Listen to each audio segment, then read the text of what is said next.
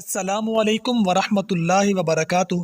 Channel عملیات و وظائف میں تمام احباب کو دل کی اتھا گہرائیوں سے خوش آمدید کہتا ہوں۔ عزیزان گرامی، آج کی ویڈیو میں ہم آپ کو بتائیں گے کہ ایک سحر زدہ انسان سے سحر کا اثر کیسے ختم کرنا ہوتا ہے۔ دوستو، جب باوثوق ذرائع اور یقینی علامات کے ذریعہ کسی مریض کے اندر جادو کی تصدیق ہو جاتی ہے اور آپ دیکھتے ہیں کہ وہ سبھی علامات اس مریض کے اندر پائی جاتی ہیں جو ایک سحر زدہ انسان کے اندر پائی جانی چاہیے، اور آپ اس مریض کا شافی علاج کروانا چاہتے ہیں اور آپ نے ڈیفرنٹ سورسز کے ذریعہ اس مریض کا علاج بھی کروایا لیکن بے سود کوئی افاقہ نہیں ہوا، تو آج کی ویڈیو میں ہم آپ کو بتائیں گے ایک ایسا 100% مجرب اور گارنٹی شدہ عمل جس کے ذریعہ کوئی بھی جادو زدہ انسان صرف 7 دن کے اندر شفا یاب ہو جائے گا۔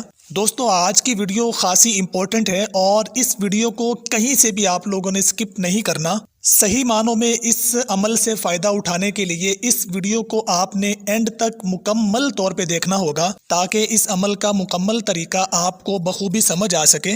عزیزان گرامی، بڑھتے ہیں اپنی آج کی ویڈیو کی جانب۔ جب بھی آپ کسی ایسے انسان کو شفا یاب کروانا چاہتے ہیں جس پر جادو ہوا ہے، جو سحر زدہ ہے، تو کرنا یہ ہے کہ ہفتے کے دن عصر کی نماز کے بعد قرآن حکیم کی وہ 3 صورتیں گلے میں ڈال دیں جن میں چھوٹا کاف نہیں ہے۔ قرآن حکیم کی وہ 3 صورتیں جن میں کاف نہیں ہے وہ یہ ہیں: نمبر 1 سورہ عصر، نمبر 2 سورہ قریش، اور نمبر 3 سورہ فلق۔ یہ تینوں صورتیں قرآن مجید کے آخری 30ویں پارے کے اندر موجود ہیں۔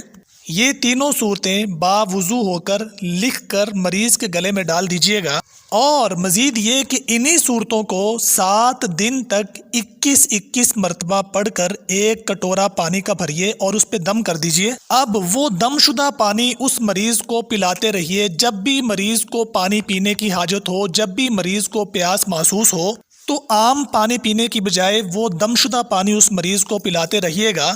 یہ انتہائی اور معمولی سا اور آسان سا عمل ہے۔ اس عمل کے کرنے سے انشاءاللہ 7 ہی روز میں کیسا بھی جادو کیوں نہ ہو، خواہ وہ جادو الوی ہو، سفلی ہو، جیسا کیسا بھی جادو ہوگا، سب کا اثر زائل ہو جائے گا اور وہ مریض 100% صحت یاب ہو جائے گا۔ یہ عمل انتہائی مجرب اور آزمودہ عمل ہے۔